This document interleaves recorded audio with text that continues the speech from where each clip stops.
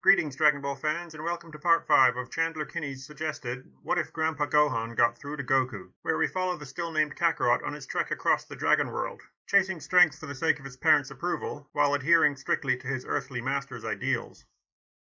In the previous parts, Kakarot has of course received new armor from Bulma, with those requested modifications. It has much better coverage, and at the user's fingertips it can be set to weigh more. How much more? Kakarot has set a personal goal of finding out. In the meantime, he has met the Red Ribbon Army and caused quite a stir among its command ranks.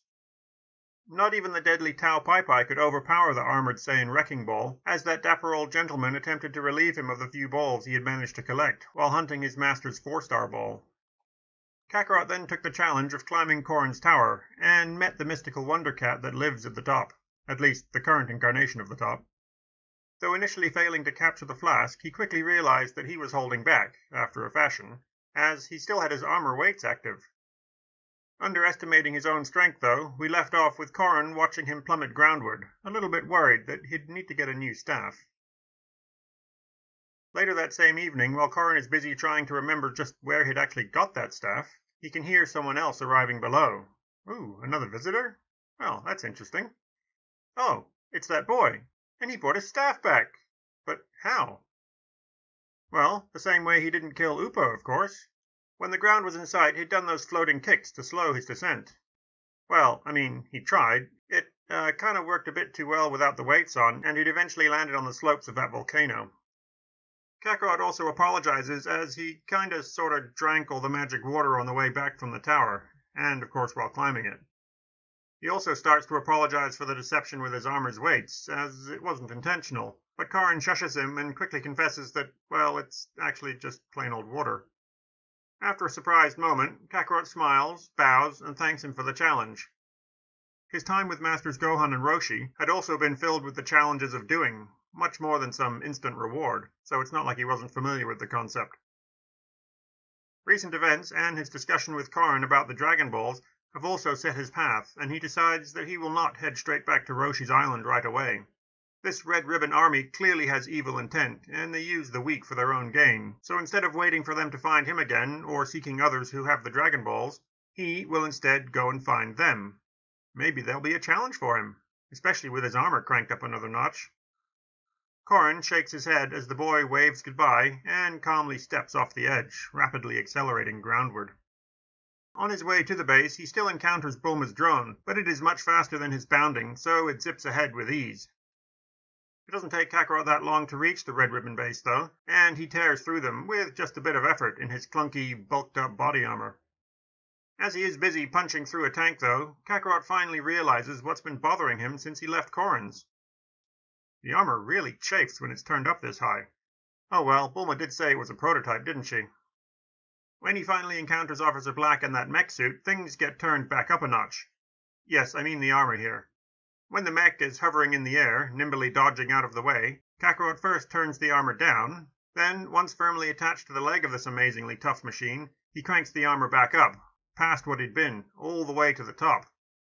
With a massive weight suddenly attached to one leg, the mech starts to lose control and eventually gets dragged, spiraling down to the ground. Once Kakarot recovers and goes to inspect the wreck, he finds the pilot missing. The rest of the Red Ribbon Army is in tatters, though.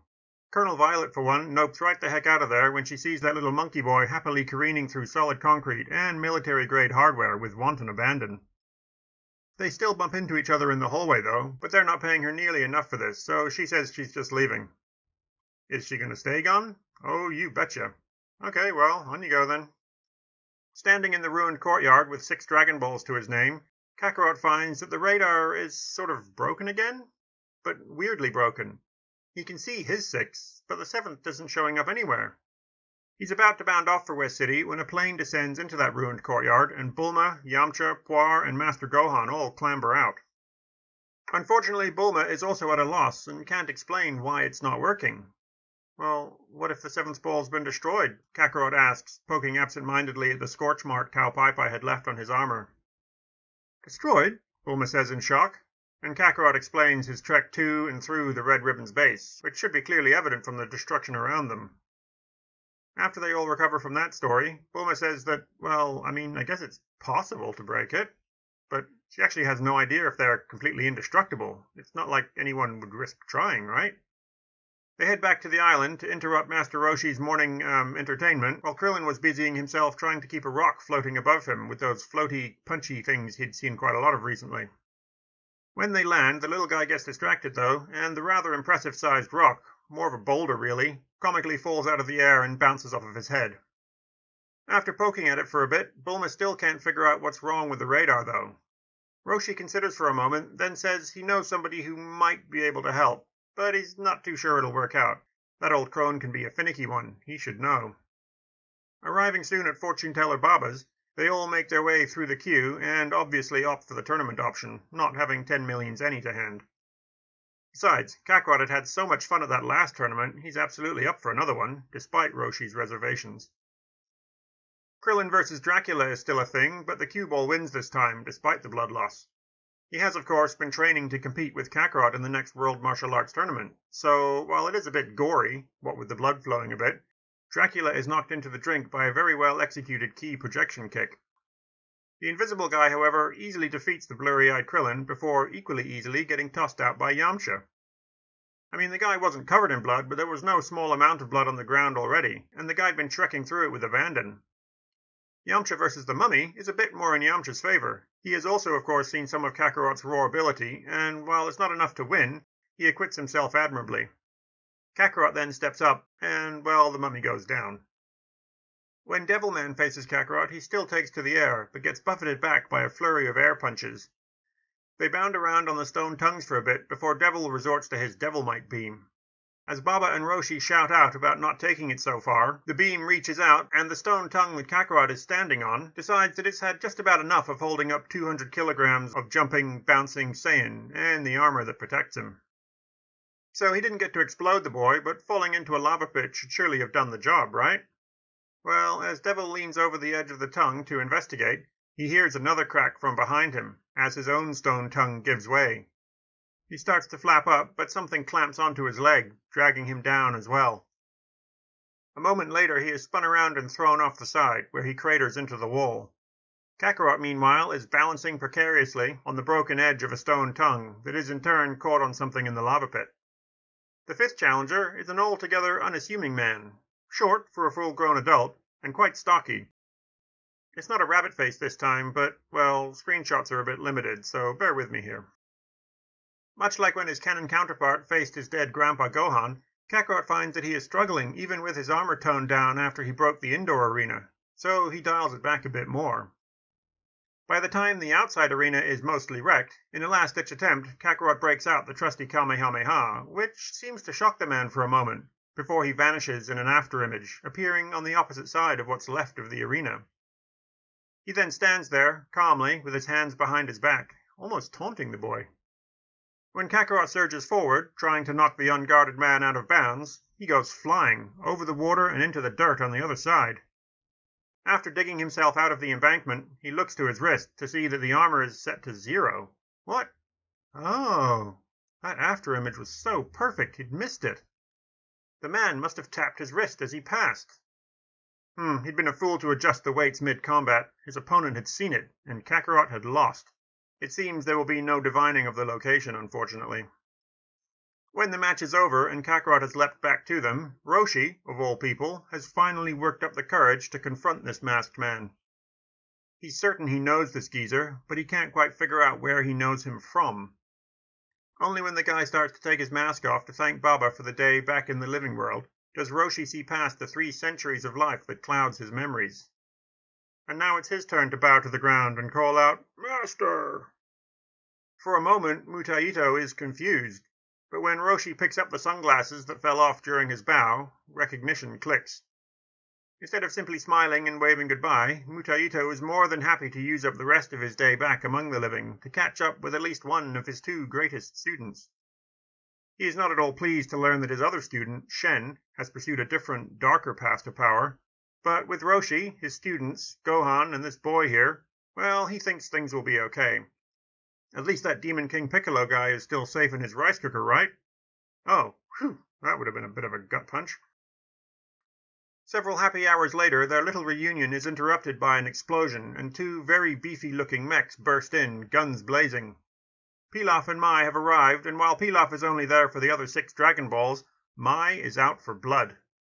As she swings and shoots only at Kakarot, she yells at him about how it wasn't fair, and that he shouldn't have crushed Sho, and that she will make him pay for killing her only friend. When the room is rubble, Mai's mech is mostly disabled, and Pilaf is left staring down the long-dead Master Mutaito, along with 2 generations of his students. Seeing that it's over, Kakarot stops and looks down at the now silent but still glaring Mai for a moment.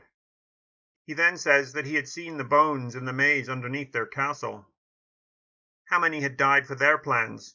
Could she put a number on it? So why should she care what's fair?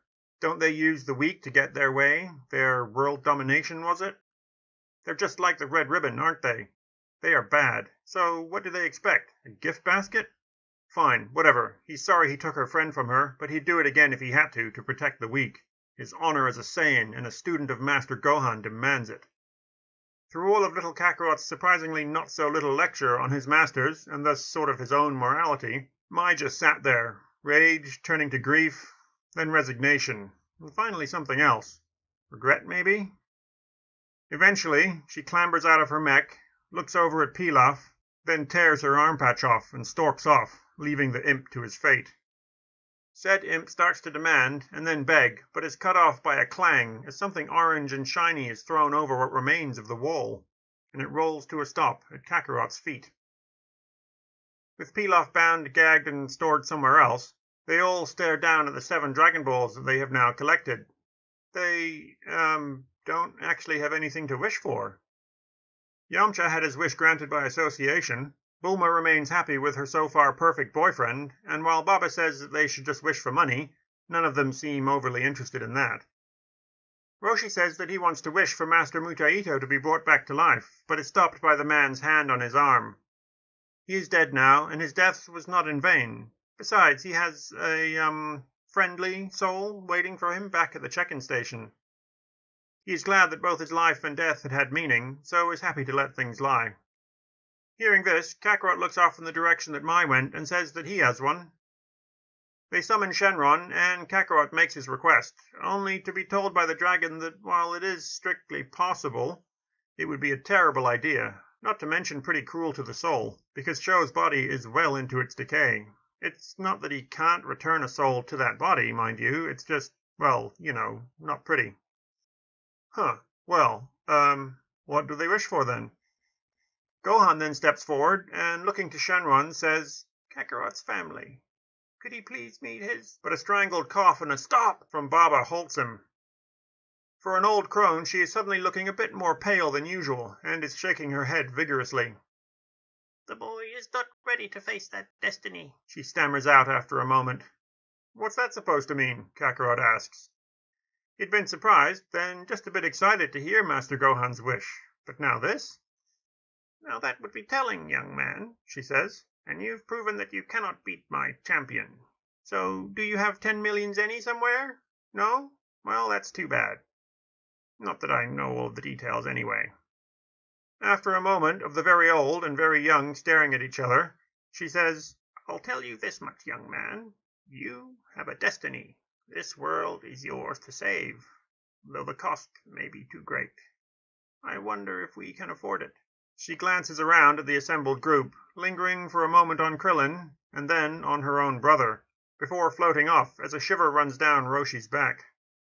He is brought back out of his long stare by Shenron's rather grumpy voice. The dragon is not pleased to just be sitting there, twiddling his thumbs, so to speak. So make your wish already. He's got places to be, or, rather not be.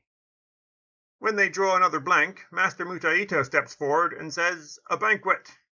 The best food in the world for my friends here. My time draws short, and the food in the afterlife is ever so bland.